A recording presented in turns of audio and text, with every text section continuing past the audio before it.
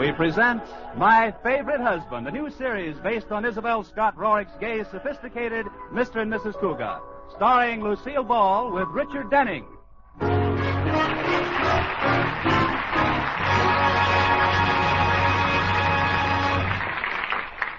10 years ago, the town's most eligible bachelor, George Cugat, married socially prominent Elizabeth Elliott. The lavish wedding kept the society columns all over the country in copy for weeks. The New Yorker said, "The bride and groom were dressed to the nth degree of smartness. Best man was a polo pony." The Hearst papers said, "The bride and groom were dressed handsomely in attractive comment from guest Douglas MacArthur." And the Reader's Digest said, "The bride and groom were dressed." Well, after the honeymoon, George sold his polo pony, bought a stylish suburban home, took the first job that came along, 5th vice president of a bank. And now the Cugats are just George and Liz, two people who live together and like it. George says, "When I married Liz, she didn't know a thing about keeping house. She couldn't cook, she couldn't sew, she couldn't clean. But later she overcame this lack of domesticity in a most ingenious manner." Liz says, "I got a maid."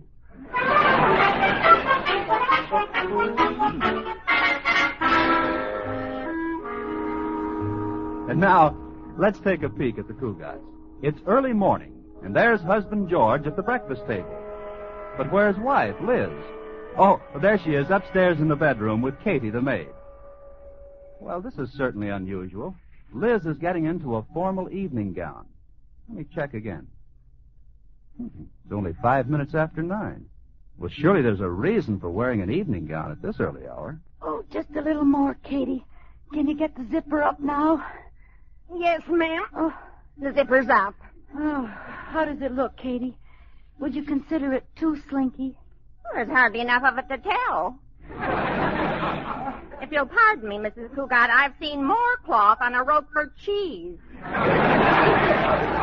"It isn't as skimpy as all that. Now, where's my corsage?" "Oh, here it is, ma'am." "I'll just pin it on here. No, maybe here. Oh, what's wrong, Mrs. Cugat?" "There's no place to pin it." "I'll get you a gown that has a little more to it, Mrs. Cugat. But then..." "Then what, Kitty?" "You are having your portrait painted today, aren't you?" "Yes." "Well, then maybe you'd better wear the gown you have on." "Why?" "Well, as long as you're paying for a portrait, you might as well have as much of you in the picture as possible." "No, Katie, we might move to Boston someday, and I wouldn't want my portrait banned." "Oh, here's a more sensible gown, ma'am. Have you told Mr. Cugat about the painter coming today?" "Not yet, Katie. I'll tell him at breakfast. Now hurry and get me out of this tight thing. I feel like a 10-inch weenie in a 5-inch roll."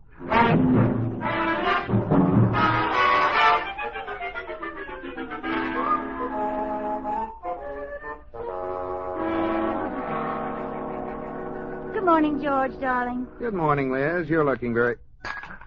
George, what's wrong? "That evening gown." Well, you've seen me wearing an evening gown before. Well, I've seen you wearing galoshes, too, but not at breakfast. Of course not. It never rains under the table.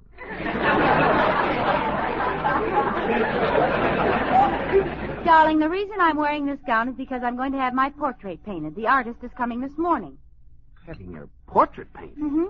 What in the world for? Well, Alice Sturm had herself sketched, so... Alice Sturm, I might have known. The old story of keeping up with the Joneses. It's nothing like that, George. This is entirely different. This is keeping up with the Sturmses. Darling, when Alice Sturm gave a party for an opera star, we had to give one for the Hall Johnson Choir. When Alice goes to Catalina, we have to go to Hawaii. Believe me, the day Alice Sturm has quintuplets, I want to be in Mexico. Well, what about me? And just where is this masterpiece going to be painted? Right here, and by a very good artist, too. His name is Damon Welch. He'll be here in a little while. I get a kick out of those artist characters. I can hardly wait to see him. He'll probably be wearing a pink beret and have a rose clinched between his teeth. Long artistic fingers hanging down and sticking in the tops of his shoes. No. I heard Damon Welch is different from other artists, George. They say he's very big and strong and muscular, like, who's that rugged, tall actor in the movies? You know, the one with the big arms and broad shoulders.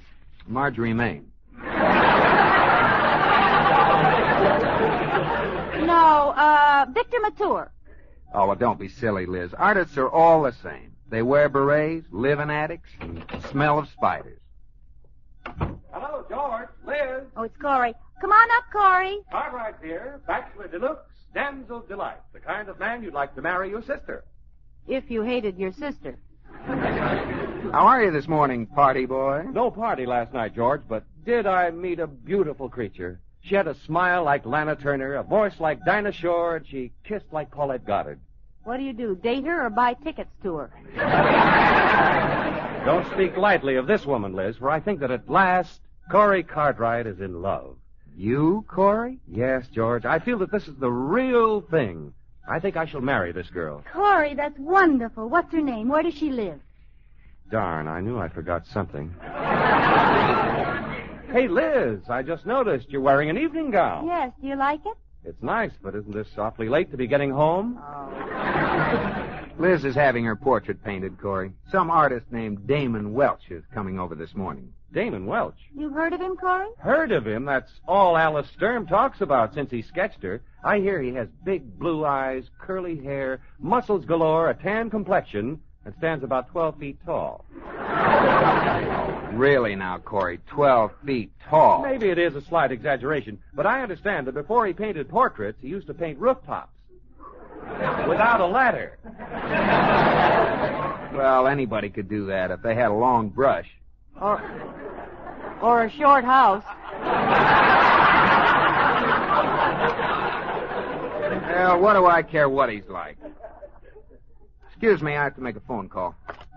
Who are you calling this early, darling? The time operator. My watch has been acting up again. Well, maybe Corey has the right time. No, I left my watch home on my other wrist. At the tone, the time will be 9:42 1/4. 9:42. Have to be getting down to the bank. Right with you, George. I have a luncheon date with a girl who was a gorgeous blonde yesterday, and I'm anxious to find out what she is today.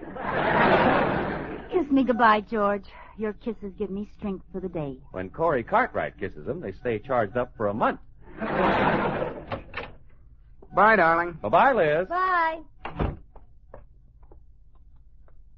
Are you really going to the bank today, George, or are you just faking? Huh? What are you talking about? With that Damon Welch coming to your house today, I figured maybe you're going to sneak out and hide in the garage. I'd forgotten all about it. Doesn't worry me in the least. It would if you heard what Howie Sturm calls that artist. Why, what does he call him? A weasel with an easel. Come on, get in the car, Corey. Hey, don't start the motor yet, George. The artist just pulled up in your driveway. Maybe we can get a look at it. Good. I'm still betting he has a rose between his teeth. He's getting out of his car. Holy mackerel, George. He looks like the Empire State Building with a turtleneck sweater. Oh, he's not so much. I bet he pads that sweater with cotton. If he does, he must have the whole plantation and Uncle Tom's cabin under there. Look at those shoulders, George, and that chest. Corey, it doesn't take much to have broad shoulders and a big chest. All you need are muscles. Let's go.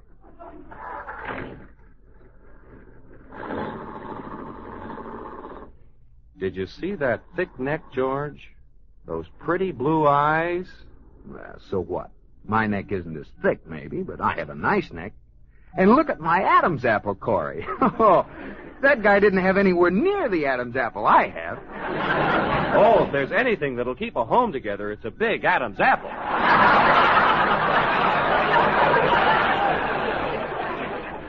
And as far as his blue eyes are concerned, my eyes are blue, too. Look at my eyes, Corey. See the pretty blue? It's kind of hard to see the blue right now, George. Your face is so green.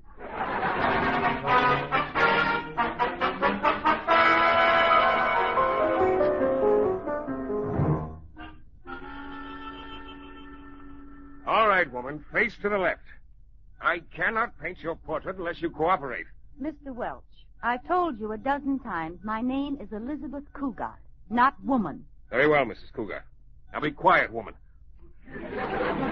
Well, one consolation, at least you know what I am. Your dress gives you away. I don't like your nose. I shall not paint it that way. But I like my nose. It's a good nose. Don't change it. I've had it so long now it seems like almost a part of me. Be still, woman. You're very rough, Mr. Welch. Woman, you're looking at a man who's painted the forests of Oregon and at the same time worked as a lumberjack. Sawing, climbing, cutting, and chopping. One day, the man next to me was crushed by a falling redwood. I've seen many rough things. This is a man's world. That's why I'm rough. Did it kill him, the man the tree fell on? To coin a quaint old phrase, he was a real gone lumberjack.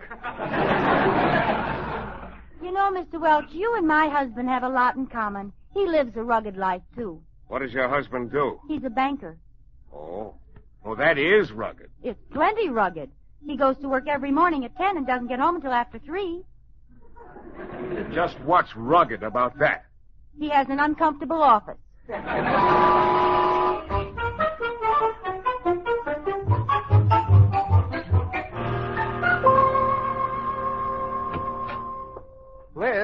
Liz, are you here? Oh, you're home early, darling. Hi, honey. How's the portrait coming? All finished, huh? Oh, no, Damon will be back tomorrow. Damon?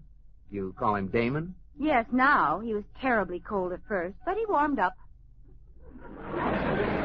How warm did he get? Oh, George, I've just got to tell you all about him. You wouldn't believe that just an artist could have lived so much.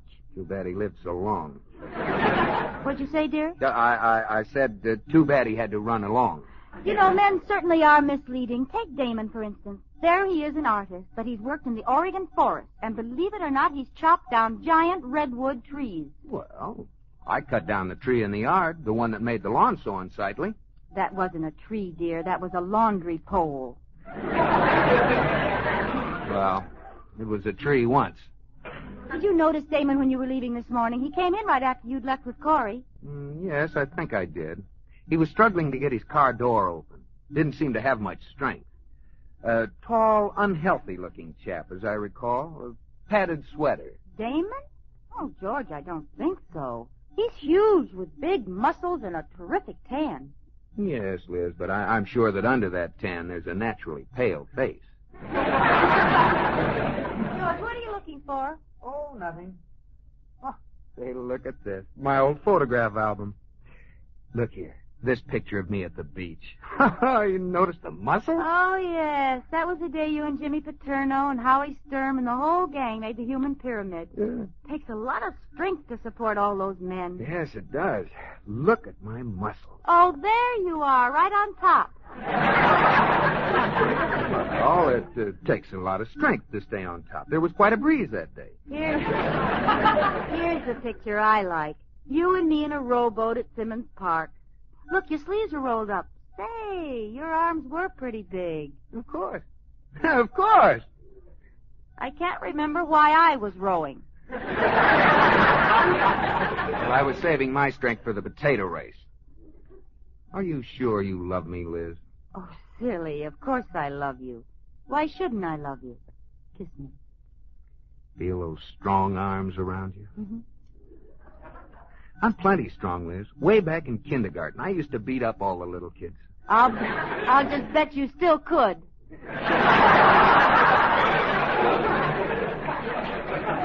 Kiss me again, sweetheart. Liz, are you positive you love me? I'm the only one? Nobody else? Oh, don't talk such nonsense. Just hug me tighter. Make believe I'm a tube of toothpaste and pop my cap off.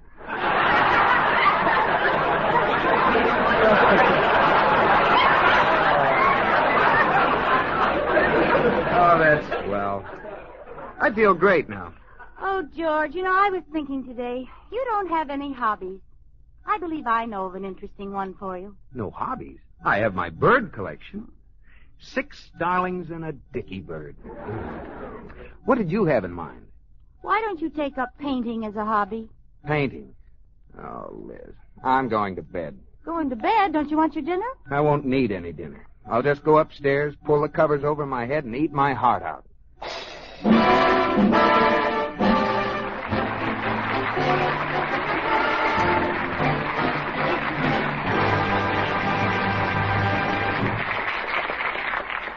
You are listening to My Favorite Husband, starring Lucille Ball with Richard Denning.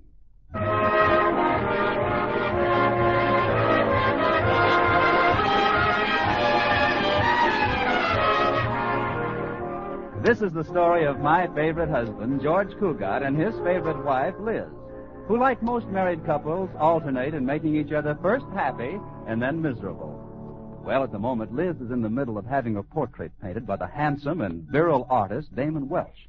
This makes Liz quite happy, and George quite miserable. Now George thinks this is quite wrong, and chances are he's quite right. And so he's decided it's quite time he did something about it. It's the next morning. Quite. George, darling, you aren't eating your breakfast. Oh, I'm not very hungry, Liz. Didn't sleep last night. I'm going to stay home today. Stay home? George, are you ill? Yeah, that's it. I'm sick. Awfully sick. What's wrong? Oh, I don't know, Liz. Maybe it's painter's colic. Painter's colic? That is, the inside of my mouth feels like a brush. I'd better call Dr. Buell. What do I want with a doctor? Well, you just said you were sick. Oh, yeah. Call a doctor. Oh, it's Damon. Katie! I saw him coming, Mrs. Cugat.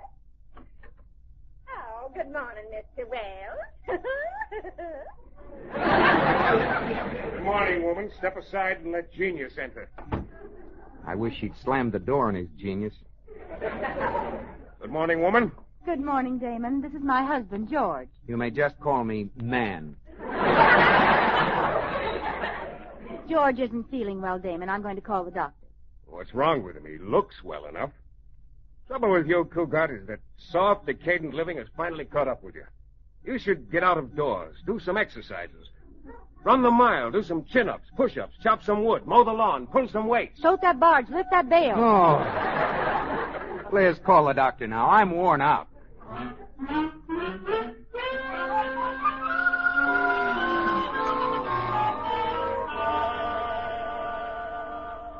All right, George. Let me have a look down your throat. Certainly, Dr. Buell. Dark down there. Don't swallow, George. This is my best flashlight. There's nothing wrong there. Exactly what seems to be the trouble, George? Well, Doctor, I feel kind of things. First, it starts, then it stops, then it goes again, then it backs up, and then it twists completely around. What does it sound like to you? A woman driver. Come on now, George. Tell me, what's wrong? Well, Doctor, you see, Liz is having her portrait painted by some artist who has muscles so big they get up and walk around, and I just... Oh, I believe I can diagnose your case now, George. Acute jealousy-itis. Is that anything like borderline anemia? Jealousy-itis is serious only if it isn't checked early. Fortunately, I believe I have with me the very thing you need to snap you out of it. Miss McCarthy, I just happen to have my nurse with me. Nurse? I don't need a nurse. Yes, doctor? Marianne, this is Mr. Cugat, our newest patient. I tell you, I don't need it. Oh. How do you do? Forgive me for not standing up in bed, but I only have on the pajama tops.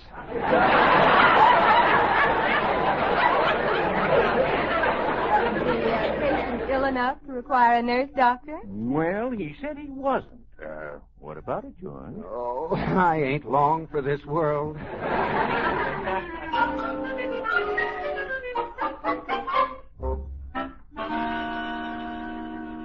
Sit still, woman. I cannot paint your portrait unless you relax. I don't make moving pictures, you know. Well, when are you going to paint in my hair? You still have me bald-headed. I don't like myself bald-headed. I look like my mother was frightened by Guy Kibbe. I'll paint in your hair when I see fit, woman, and not a second sooner. Until that time, you'll remain an egghead and like it. Damon, do you ever smile? I laugh sometimes. My sense of humor is a bit unusual, however, not on the beaten path. Well, what's funny to you? Well, I laughed heartily when my friend Chadwick fell from the roof of the school in Paris. Did Chadwick see the humor in it? Oh, he screamed. Yes, I'll never forget it. Fractured half the bones in his body. Yes, he must have been all broken up.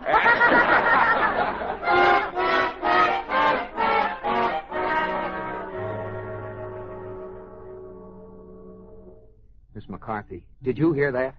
My wife and the painter were laughing down there in the study. What could they have been laughing at? Do you have a steamboat in the house, Mr. Cugat? Steamboat? Well, of course not. Well, then they couldn't be laughing at Fulton. Oh, I'm serious, Miss McCarthy. I don't like them to be laughing. I'm going downstairs.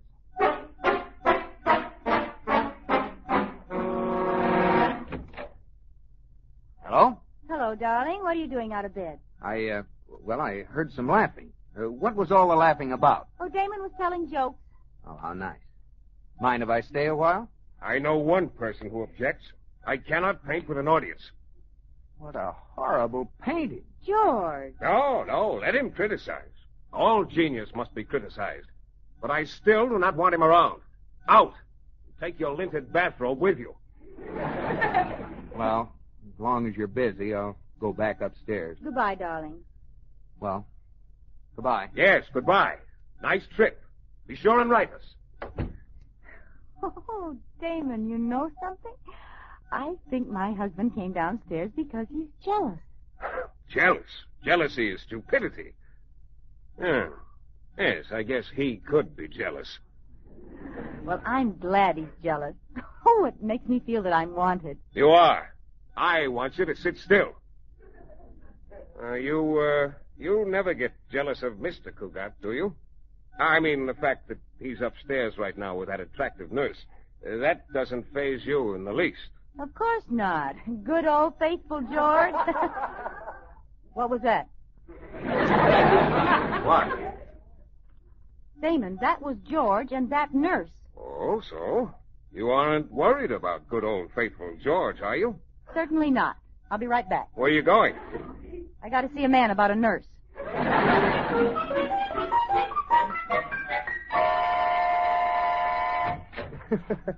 Hello. May I come in? Yes, Mrs. Cugat, but you mustn't stay long. I have a naughty boy on my hands, and I don't want him to get excited.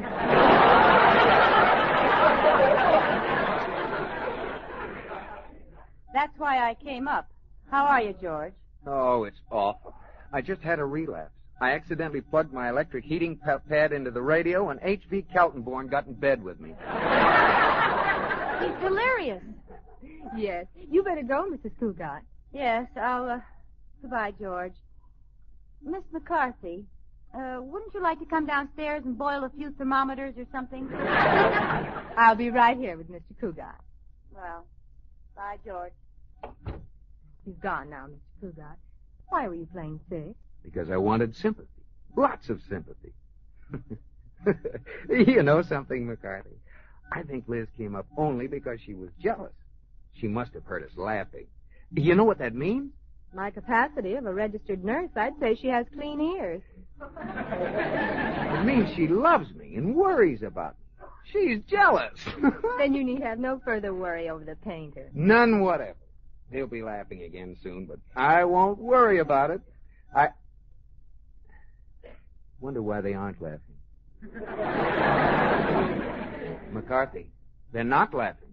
Doesn't that please you, Mr. Cugat? No, they should be laughing. Where do you think you're going? I'm going down there and find out why they're so darn quiet. Where is he? I'll break him in half. He's gone, George. Gone? He's not here anymore? I had to get rid of him, darling. Why did you have to get rid of him? Because I knew that if he left, you'd stop playing sick, and then Miss McCarthy could get the heck out of here. Oh. Were you a little jealous of Miss McCarthy? Of course not, but I know you were jealous of Damon. That's ridiculous. George. Yes, Liz. Who do we think we're kidding?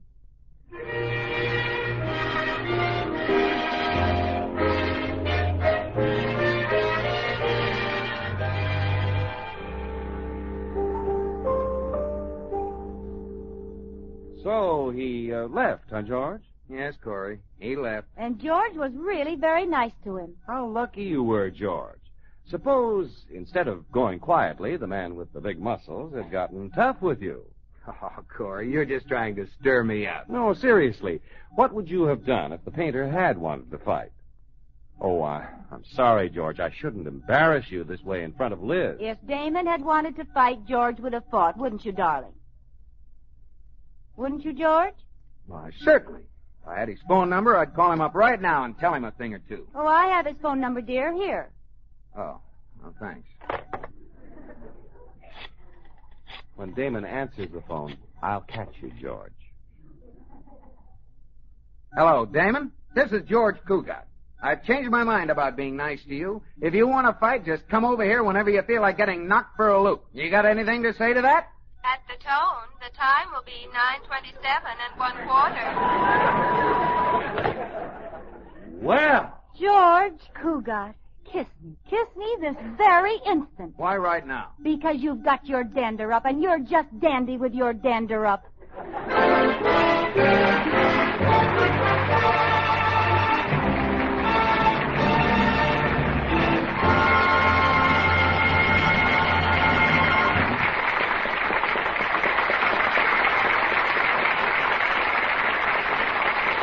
In just a moment, Lucille Ball and Richard Denning will be back with us.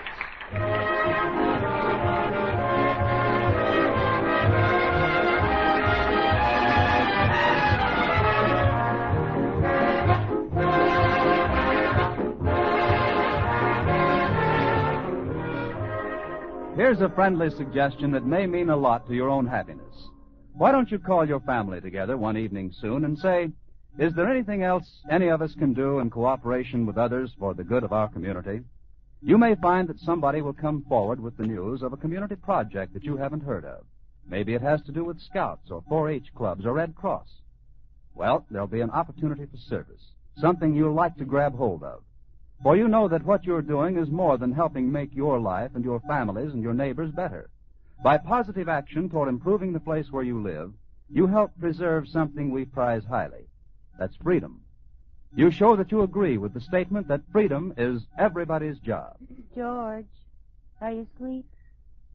No, darling. I'm not asleep. Do you love me, baby? Yes, I love you. How much? Lots. Well, in terms of pounds, how much do you love me? 3 pounds, 6 pounds, 7 pounds? 12 tons. Oh, I love you 100 tons. Now, you have a bigger truck.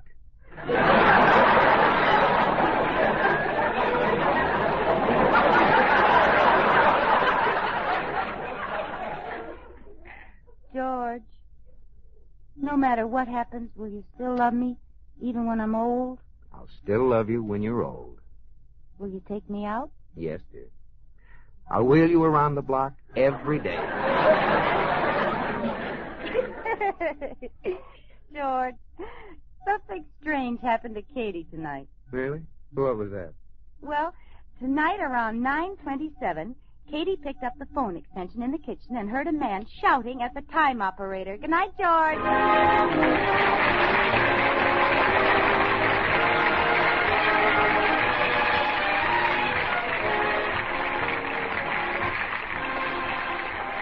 My Favorite Husband has been presented through the worldwide facilities of the United States Armed Forces Radio and Television Service.